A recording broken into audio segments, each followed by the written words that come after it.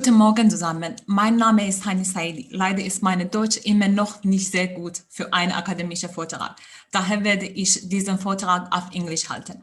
I'm a marine scientist at Senckenberg Museum. I'm also the data manager in UNESCO Ocean Biodiversity Information System, responsible for digitization and quality control of the deep sea data. My efforts in data digitization and quality control follow a fair data principle to provide guidelines to improve findability, accessibility, interoperability, and reusability of the digital data.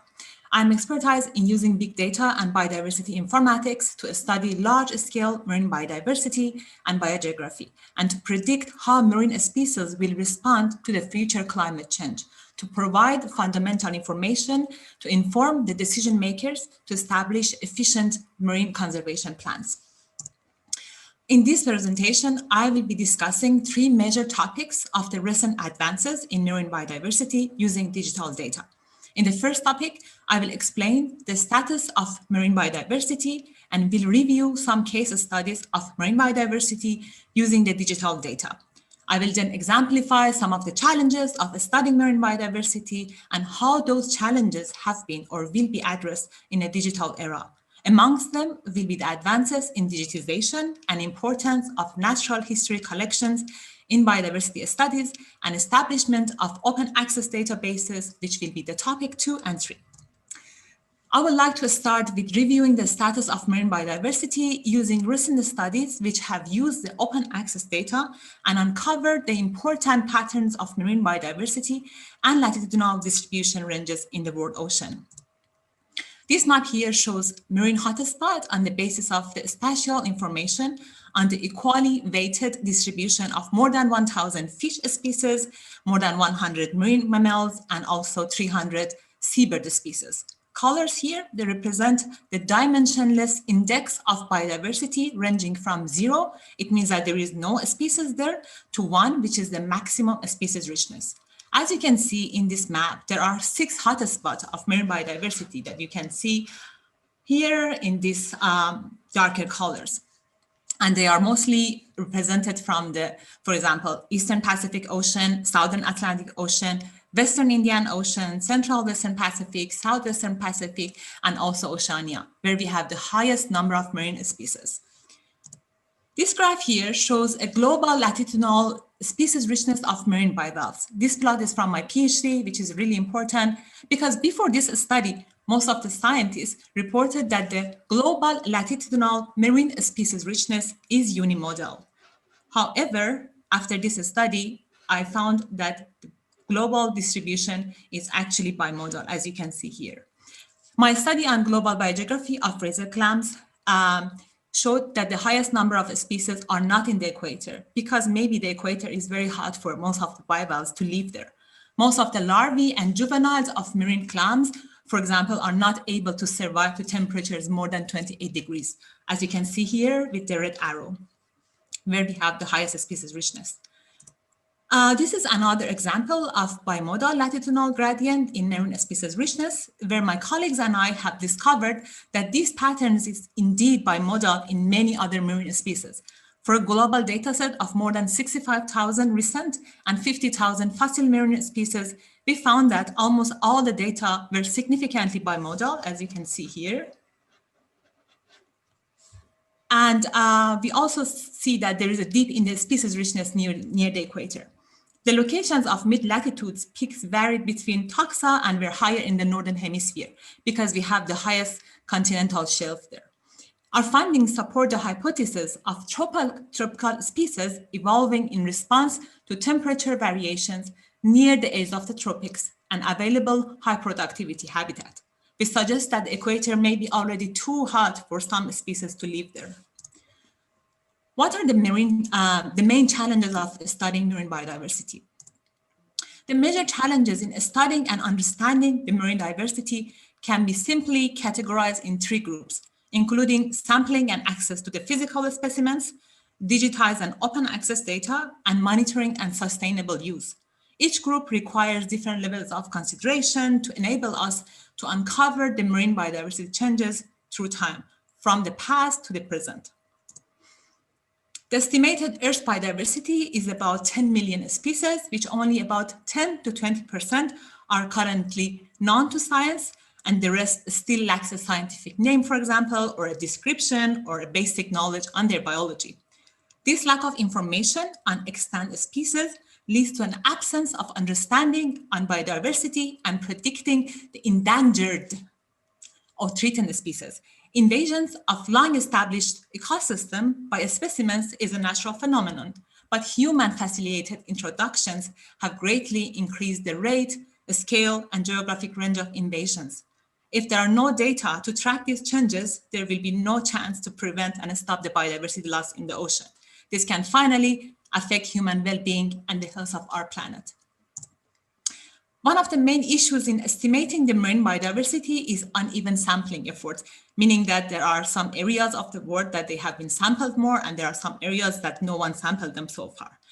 This could be for many reasons. For example, the location, the remote areas, for example, deep sea, or the cost of the sampling, or the methods that many scientists have to use for different specific taxa. And also the research interest or taxonomic effort, which refers to the tendency of studying specific taxa, for example, compared to another less studied taxa of marine species. There are also issues in accessing the specimens collected and located in different museums. For example, the issues with the cost, traveling, or the issues with the time that scientists have, and also the issues related to loan of those samples from the museums. So here I would like to refer to this very important statement from San Diego Cayal, who got the Nobel Prize, and he has advised the young scholars to share their data within the community. He says that a scholar positive contribution is measured by the sum of the original data that he contributes, because hypotheses come and go, but data remain. Data sharing is the practice of making data used for research available to other investigators. This also applies to marine data. If scientists digitize and share their data more often, assessing the biodiversity will be much easier and faster. And this can facilitate efficient management plans, which will prevent the biodiversity loss in the future. So in this slide, which is based on the available distribution record in OBS, you can see here more than 50% of the ocean with the white color, there is no data available. It means that the biodiversity discoveries in this area are not either documented and digitized, or the data is not shared, or there is no sampling effort in those areas. This exemplifies the necessity of digitizing the distribution data, formatting them based on the biodiversity standards, sharing them publicly, and finally facilitating the biodiversity assessment and monitoring activities which will lead to a sustainable ocean. What is a sustainable ocean actually? For many countries, expanding the ocean economy can help boost the employment, reduce the poverty, and enhance food security, for example. At the same time, climate change, pollution, overfishing, and other pressures from human activity are pushing the health of the ocean to a tipping point. If not addressed, this will impact the long-term economic benefit that oceans can deliver, as well as the resources on which all life ultimately depends. The picture on the right, in the left side that you can see here, presents the current status of monitoring across different marine areas. So you can see here, for example, for the Arctic Basin, most of the areas of the Arctic Ocean, there is no monitoring, or monitoring is very sporadic or very rare. This type of output from a regional monitoring program is proving useful in communicating with and convincing the decision makers about the importance of funding sustained monitoring. Regarding the known biodiversity, collection-based science recognizes the value of natural history museums collections as a source of biodiversity data in various disciplines of research.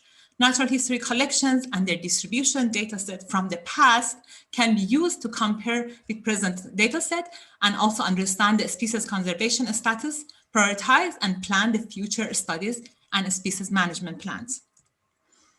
Deep sea expeditions and sample collection during the last decade led to discoveries of many new species, enriching the natural history collections. For example, a series of deep sea expeditions to the North Pacific by Professor Angelika Brandt and her colleagues, her Russian colleagues, has already significantly increased our knowledge of the deep sea biodiversity. The rate of biodiversity loss is accelerating, leading to a tendency for big data production on species observation-based occurrences instead of specimen-based occurrences as a way to map and protect the biodiversity.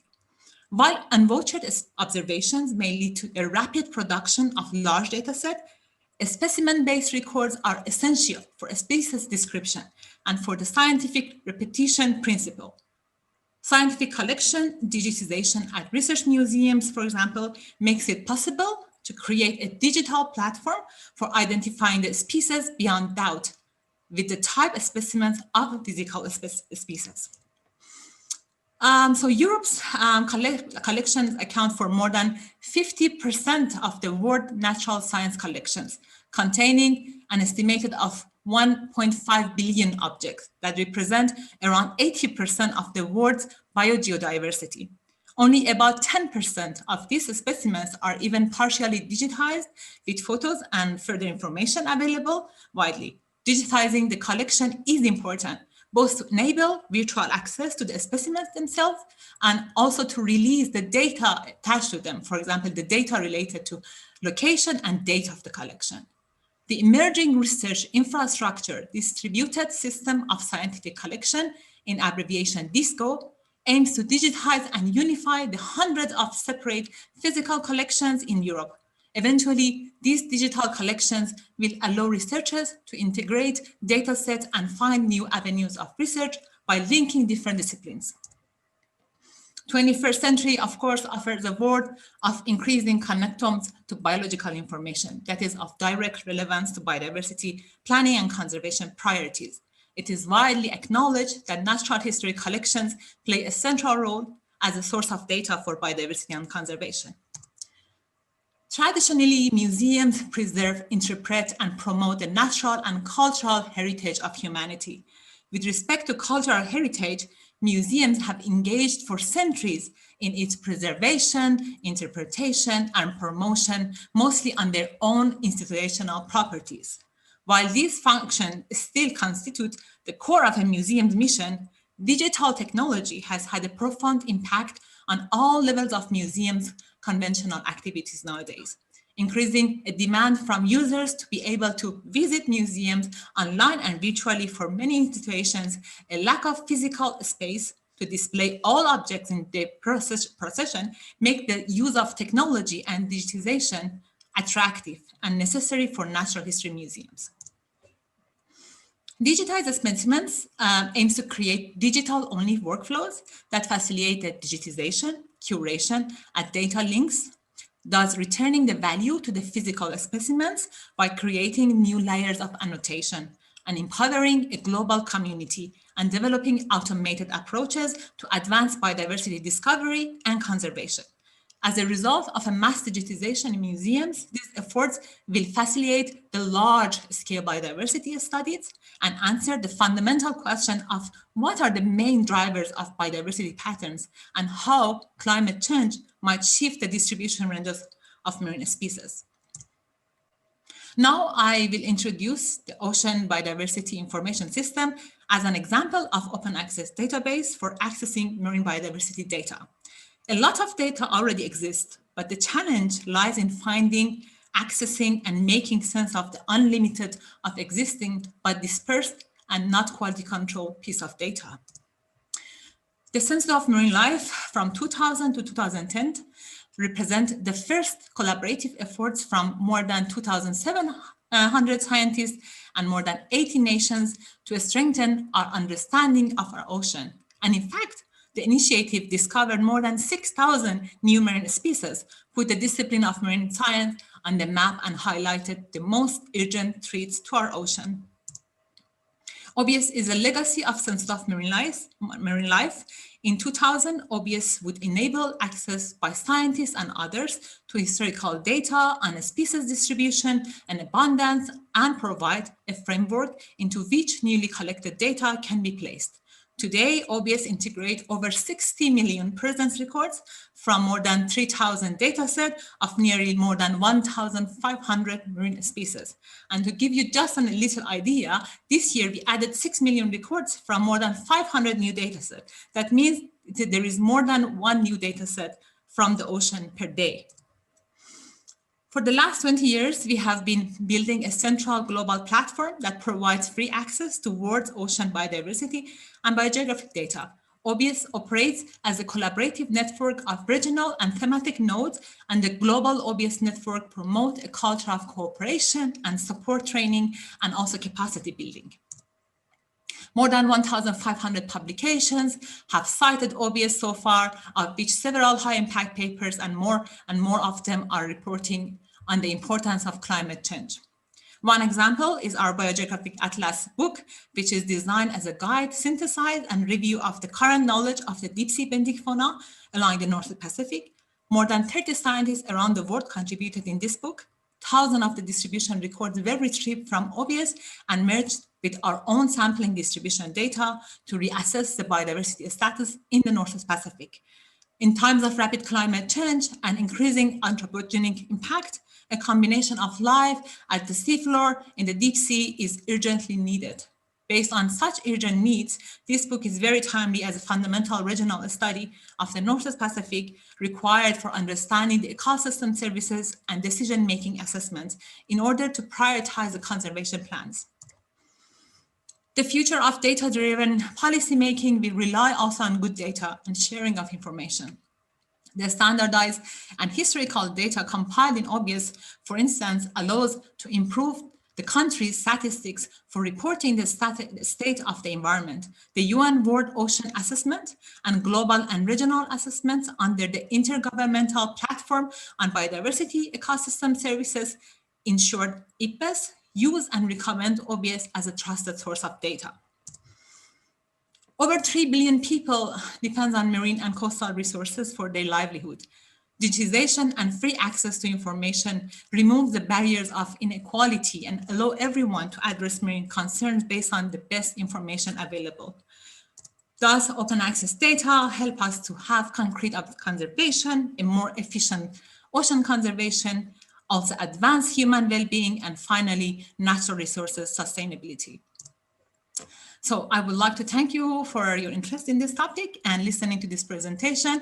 I am very much looking forward to answering your questions now. Thank you very much, Mrs. Saeedi, for this excellent presentation. My question is, can we have the discussion in German language, or are you more familiar with English? I think it would be, I don't want to miss any questions or misunderstand any questions. So it would be really nice if I can have the question in English or at least translation in English. Okay. Thank you very much. So then I would like to ask you to forward your questions. The first question is coming from me, Mrs. Saeedi. Here in Germany, we have a very big initiative called NFDI, which is the National Research Data Infrastructure. And I have seen that Senckenberg has also been part of a big project. It's called NFDI Biodiversity.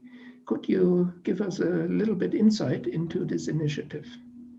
Sure. Yes, Senckenberg is also a participant in that proposal, NFDI for biodiversity. And we have been collaborating with many people in terms of providing data infrastructure for digitization of the natural collection. So our contribution to that program is we provide them with facilities of data infrastructure and also, for example, biodiversity databases creation and establishment. Okay, thank you. I'm not sure if you are aware that our academy is the consortium leader of the NFDI for Culture initiative. And maybe we can establish a collaboration between the two initiatives. That would be great. I'm really looking forward for that. Thank you. Thank you. Dann Herr Wagner, bitte. No, thanks for the great talk. You showed bimodal distributions of species and you showed a dip around the equator. And you speculated that the temperature may be too high close to the equator for high biodiversity. in this respect, Galapagos would be an interesting point because, you know, there are is cold water there. And do you have any data whether maybe Galapagos has a higher biodiversity than other regions around the equator where it is warmer? Actually, my data includes the data from all over the world. So in this data that I have shown you for all the marine species, so the data were included also from the Galapagos. You are right. Of course, there are some regional higher species richness around the Galapagos when the temperature is like optimum for most of the marine species. But what I was showing in that picture, it was like somehow the overall biodiversity species, which is not so high in the equator, which is like that temperature is somehow a little bit higher than 28 degrees to 30 degrees. So if, for example, in Galapagos, the temperature is also like there are some parts of Galapagos that the temperature is like more than the maximum tolerance of the species, I would imagine that the species richness also will decrease because of many species, they cannot tolerate the temperature more than 28 degrees. But I haven't worked regionally on Galapagos yet. Thank you very much. Frau Brandt, bitte. Yeah, thank you very much, Hanieh, for this very interesting and informative presentation. I have, in fact, two questions, if I may. The first is, I would like to refer to your slide where you said that the natural history collections worldwide house 1.5 billion of objects, and that these represent 80% of the world's biodiversity. But I think this is an information that is quite biased on the background of all the unknown species, especially from the marine realm, where some people say that we probably lack like more than 90% of the biodiversity, which is unexplored, especially in the deep sea. So what is your recommendation to overcome the sampling bias for the future? And then my second question just refers to your vision on the background of what you presented. So it's clear that there is a necessity to document and also to combine data from natural history collections with environmental data and with a lot of data being available. So where do you think we should stand with the digitalization work and the combination of natural history collection data and digitized data in 2050, for example, in like 30 years? So what is your aim, your vision? Thank you. Thanks, Angelica. So the first question, I think you are absolutely right. These numbers are just the numbers based on the data available, and I agree with you that there are a lot of objects that they haven't been identified. So the data is somehow missing again from the statistics here. So this is the first point. And actually, my visions for the future, it's like I would like to actually again mention that the importance of taxonomic work and also the collection is really important. So we have to always keep in mind that if there are not people who are going on the sea and expedition and collect these animals and curate them in the museums, there will be no digitization. But also on the other hand, we have to just think of like providing the scientists and the museums and also the universities with enough facilities and resources like funding resources for being able to develop the data infrastructure based on the available infrastructure for digitization, meaning that we have to allocate a little bit more money for digitization. And museums have to actually put this in higher priority because there are still a lot of expeditions that have samples that the data is missing. So it shouldn't cut off the funding from the expedition, but it should allocate more money from other resources for digitization. And I really hope that in the next 50 years or 15 years, I think that we will have at least 2-3 times more digital data because like most of the museums already, for example, museum in Berlin or ourselves, results, we have started like putting a lot of effort and staff and money for digitization. So it means that the data which are collected in the museum, the samples, will be digitized by the next 10-15 years, and everyone can actually enjoy using this digital data with no limit of access. Thank you very much. Then Mrs. Repke.